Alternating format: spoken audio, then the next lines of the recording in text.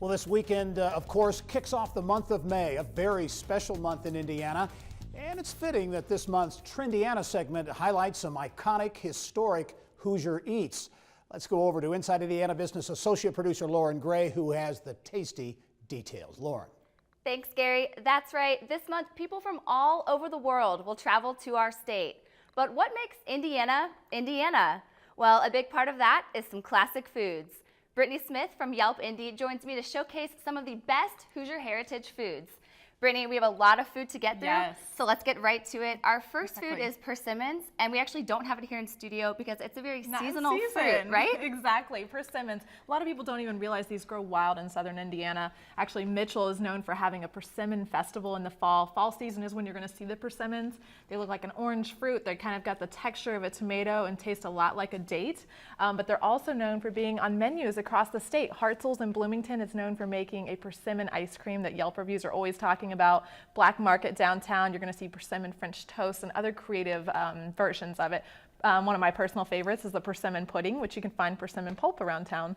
All right, well, from sweet to savory, our next food is duck. And I think a lot of people don't realize that Indiana is the #1 producer of duck in the country. Yes, and it's actually a huge export for us to Asia.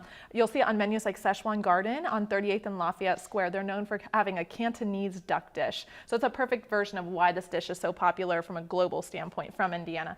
We actually have a dish here from Black Market. This is a duck confit with sour cherries, endive. We've got some celery root puree. It's gorgeous. It tastes pretty good. I had it. And then on top, we've even got the bacon gel. And this is another perfect example of Maple Leaf Farms. This is their product right here. And you can get this in other places too as well, right? Yes, across the city. Bruges Brasserie in Broad Ripple is a great example. Duck quesadillas. You're going to see so many different versions of duck around the city. It's something that people maybe are a little hesitant. It's very similar to chicken. I actually like it even more than chicken, so I highly recommend trying it. Well, great. Okay, now let's go back to sweet foods. Yes. We have the Hoosiers. sugar cream pie, which I think Exactly. is synonymous with Hoosier foods. Yes, it's actually known as the Hoosier cream pie from a national standpoint. This is Wick's cream pie, which is located in Winchester, Indiana. It's the state official pie, sugar cream. So if you haven't had it, they are known for having this recipe. It's actually a mid-19th century recipe, 3 generations of this family business. This is a wonderful pie that you can have on for holidays or any other option because you can find it at grocery stores around the state. Great. Okay, well, our next food Yes. is the breaded tenderloin. Yes. And there are several restaurants throughout the state that are historic in their own right, and now they're famous for their breaded tenderloin. Exactly. Nick's Kitchen in Huntington is a perfect example of that. They've been making the breaded tenderloins for over 100 years. They're also known for their milkshakes. So if you got to get the dessert, I feel like all these dishes are so heavy, but that's a great example of it in Huntington. But then we also have an Indianapolis location, historic Steer Inn on East 10th Street. They're known for making this classic Hoosier tenderloin that goes beyond the bun. That's what people are always looking for. It's like how pounded is the meat? That's what people are usually looking for. Okay, well, and last but not least, we have popcorn. Yes, Just Pop In. This is a great business. Indiana actually is the 2nd largest producer of popcorn in the country. And actually last year we planted more popcorn acres than we ever have in the past. So it's kind of exciting. And Just Pop In is a good example of that. This is a business that has several locations. Actually in the airport they have a spot, so if you want to get some to take to visitors in other states.